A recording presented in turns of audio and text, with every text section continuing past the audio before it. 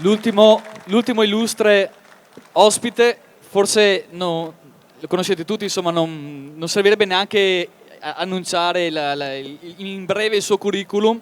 Comunque mi permetto di ricordare che è originario di Bergamo, quindi terra veneta, storicamente veneta.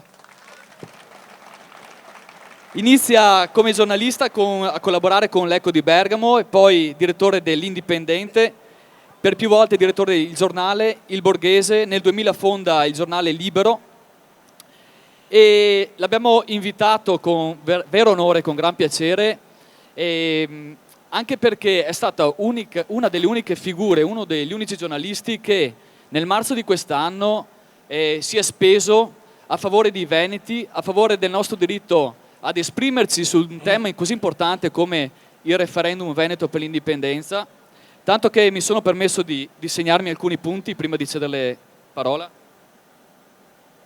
E Feltri così ha scritto: i veneti desiderano ardentemente andarsene per conto proprio, ovvero essere padroni in casa loro, rigettando il patto nazionale, peraltro mai sottoscritto, liberi di verificare alle urne se si tratta di un sentimento maggioritario o minoritario. Nel primo caso bisognerà prenderne atto e agire di conseguenza. E poi i veneti sono un'antichissima stirpe che con l'Italia non ha molto da spartire. Se si confrontano con le altre popolazioni del bel paese si sentono danneggiati e sfruttati. Non ce l'hanno con il sud, contrariamente a quanto si dice semplificando rozzamente, ma con l'idrovora capitolina. Ambiscono ad arrangiarsi in proprio, convinti, è arduo contraddirli, che chi fa da sé fa per tre, e si domandano perché mai non ci lasciano in pace concedendoci l'opportunità di cavarcela. Vittorio Feltri.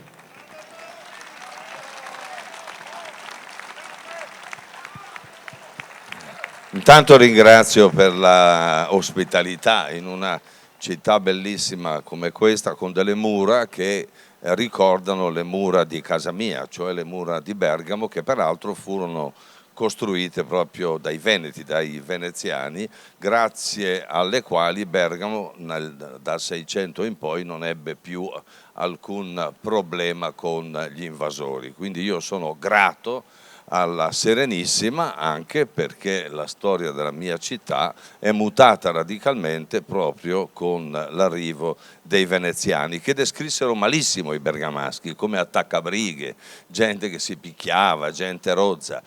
E io un po' mi riconosco in questa gente rozza, lo confesso, e pertanto devo fare anche una rassicurazione a questa piazza che mi è molto simpatica. Io non farò un discorso storico come quelli che abbiamo ascoltato con grande piacere. Io non parlo di storia, quindi state tranquilli, non vi preoccupate. Parlerò del presente, anche perché sono un giornalista, sono un cronista e sono abituato a raccontare le cose che vedo. E io vedo che questo nostro paese, più passa il tempo e più necessita di una rivoluzione, ma non una rivoluzione di tipo marxista come quella che molti hanno sognato anche in buona fede per molti anni, ma di una rivoluzione soprattutto amministrativa. E invece stiamo assistendo non a una rivoluzione ma a una involuzione. Per esempio, sappiamo che sono state così formalmente abolite le amministrazioni provinciali, mentre le amministrazioni provinciali vivono a contatto con la popolazione e ne comprendono immediatamente i problemi e talvolta addirittura riescono a risolverli, raramente.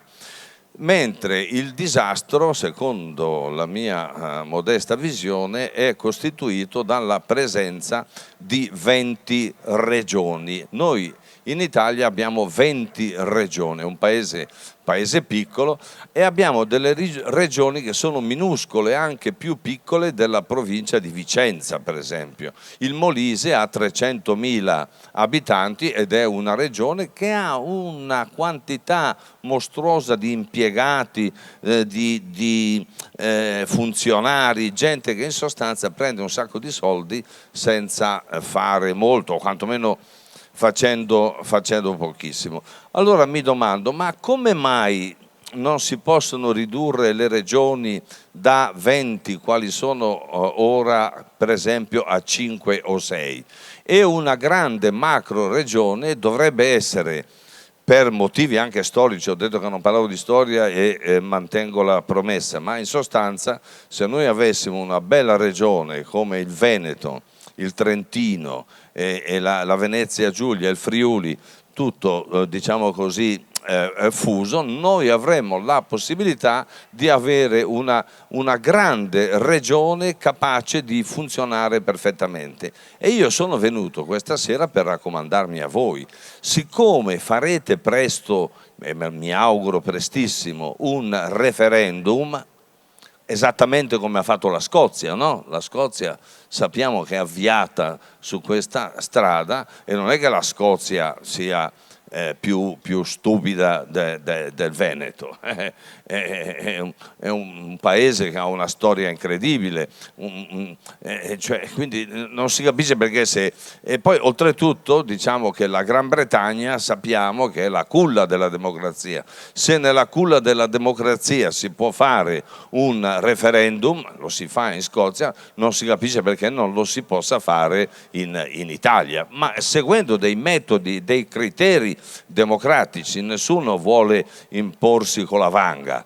E allora, se per caso voi riusciste a fare questo bel referendum, e io credo che ce la farete, per quel poco o nulla che io conto vi darò tutto il mio appoggio, perché ci credo profondamente. Però io vi chiedo anche un piacere in cambio: se per caso ce la fate, mi accettate qui nel Veneto, perché io ne ho pieni i coglioni di stare in Italia. Non so se è chiaro, o forse ho usato un'espressione poco garbata, ma se voi mi accettate qui, io sono ben felice di venire. Magari se mi date anche un posticino qui a Cittadella, io mi compro 2 o 3 stanzine qui proprio a Cittadella, che mi piace da morire, anche perché, lo ripeto, ricorda la mia Bergamo. E poi spero che l'iniziativa del Veneto possa anche essere imitata, per esempio, cito una regione a caso, la prima che mi viene in mente, la Lombardia. Non sarebbe male, anche se io preferirei che Bergamo venisse riassorbita dalla madre patria, che è appunto il Veneto. Chi di voi è stato a Bergamo avrà visto che siamo pieni di leoni. Ogni volta che vado in città alta, dentro le mura, c'è un leone di qua, un leone di là, è bellissimo. Allora, se anche Bergamo voi ci accettate, io veramente, non so, vi scrivo anche un inno in musica, perché mi intendo un po' anche di musica. Insomma, fatemi questa cortesia. Andate tutti a votare, votate per l'indipendenza, perché io amo l'indipendenza, soprattutto la mia, ma anche la vostra. Tanti auguri e speriamo che questa battaglia non sia soltanto una battaglia retorica fatta di parole, di buoni auspici, ma una battaglia che possa insegnare anche alle altre regioni che non solo si può essere democratici, ma anche in grado di sopravvivere con le proprie forze, con il proprio lavoro. Ma quando c'è la parola lavoro, io non ho tanta fiducia, perché mi sembra che la voglia di lavorare non ci sia più. Non è vero che non ci sono posti di lavoro, non c'è la voglia di occuparli. Mi dispiace, ma in giro per l'Italia, quando faccio le mie trasferte, ho trovato un'indolenza pazzesca che, grazie al cielo, non trovo nella mia terra di Bergamo e non trovo neanche nel Veneto. Speriamo che il nostro esempio serva a qualcosa, altrimenti ci rimane soltanto una soluzione: il suicidio, che però cerchiamo di rimandare a tempi remoti. Grazie e buona serata. Grazie al dottor Feltri. anche per un ultimo saluto, un'ultima riflessione e anche per sentire la vostra opinione. Insomma, siamo proprio così matti come veneti e abbiamo speranze. L'Italia, come vede il Veneto, insomma una vostra opinione sul nostro percorso, magari con una visione esterna. Professor De Boca. Ma dunque, mi sembra che sia del tutto coerente con quello che capita in tutto il mondo. E negli Stati Uniti i texani sono orgogliosi di essere texani, quelli della Virginia sono orgogliosi di essere della Virginia, non si vede perché i veneti non debbano essere orgogliosi di essere veneti. Citava Vittorio Feltri con un riferimento contemporaneo che la Scozia, che nella patria della democrazia sceglie l'indipendenza, presto sarà seguita probabilmente dal Galles, e quindi vuol dire che gli stati si organizzano di per sé per essere stati federali.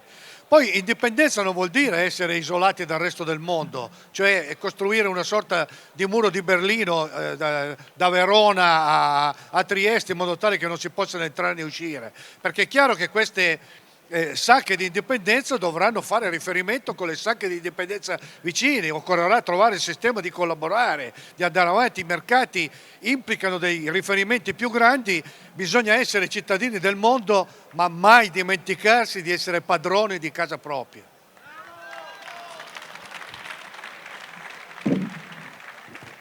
Sì, io penso che per realizzare il sogno, che poi è un bel programma dell'indipendenza, ci si debba un po' sganciare dalle adesioni politiche, perché ciascuno di noi ha delle idee politiche, ma prima delle idee politiche ci deve essere l'indipendenza. Nell'ambito dell'indipendenza poi ognuno conserva le proprie idee politiche, vota per i partiti che vuole, ma l'obiettivo non è un obiettivo politico ma istituzionale. L'indipendenza è un'esigenza dell'anima ma anche del portafoglio, perché grazie all'indipendenza si può organizzare una forma di amministrazione e anche una forma di economia che è ben diversa da quella che oggi ci consente Equitalia, cioè che ci blocca Equitalia. Abbiamo bisogno di essere noi gli artefici del nostro destino. Se non siamo capaci di andare avanti andremo indietro, ma io penso che invece voi andrete molto avanti e con il vostro traino spero che anche noi altri si possa fare qualche passo in avanti. E vi prego di impegnarvi in questo senso, dimenticate se siete democristiani, di Forza Italia penso pochi, renziani, cioè lasciate perdere, queste cose vengono dopo. Prima cerchiamo di essere padroni in casa nostra, poi le nostre beghe interne ce le faremo anche volentieri. Buona fortuna. Grazie dottor Feltri. E all'amico Lorenzo Fogliata vorrei passare la parola per un altro intervento legato all'identità veneta, no? Perché quando si sente parlare di indipendenza del Veneto, di referendum, si fa troppo spesso forse riferimento a una questione prettamente economica, quindi più risorse sul territorio, Sky gestiti da altri, paroni in casa nostra, eccetera. Ma indipendenza, cosa significa? Cosa muove i veneti o cosa dovrebbe muovere i veneti oltre un discorso puramente economico? Su che basi dobbiamo fare affidamento per costruire un processo, un percorso? Sì, come avevo detto modestamente prima, in modo molto, molto sintetico, insomma, c'è una forza identitaria di grande importanza. È chiaro che il limite è legato al fatto che questa storia non è stata insegnata. Insomma, io amo spesso ricordare che sono certo che ognuno delle persone presenti conosca il tumulto dei Ciompi, Pier Capponi, Ettore Fieramosca, scemenze di primaria importanza, e non conosca appunto la conquista della Morea o la guerra di Candia di 25 anni, tanto per dirne solo due, di una storia che formalmente dura 1100 anni, dal 697 al 1797. Questo recupero storico è proprio lo stesso che fanno gli scozzesi, che fanno i catalani, che fanno i fiamminghi, che fanno anche altri popoli. E che l'Europa stia andando verso questa tendenza è un fatto indiscutibile. Il 18 di questo mese gli scozzesi voteranno, non so se ci riusciranno, se ci riuscissero aprirebbero una falla enorme, e credo che questa sia la forza di una indipendenza che non sia, come è stato detto, chiusura ma apertura. Siamo giunti perfettamente al termine, volenti o nolenti. I prossimi giorni Metebeo, quindi se diamo appuntamento già da domande sera qua con i concerti e tutta domenica della grande festa di Veneti. Grazie a tutti e grazie ai relatori.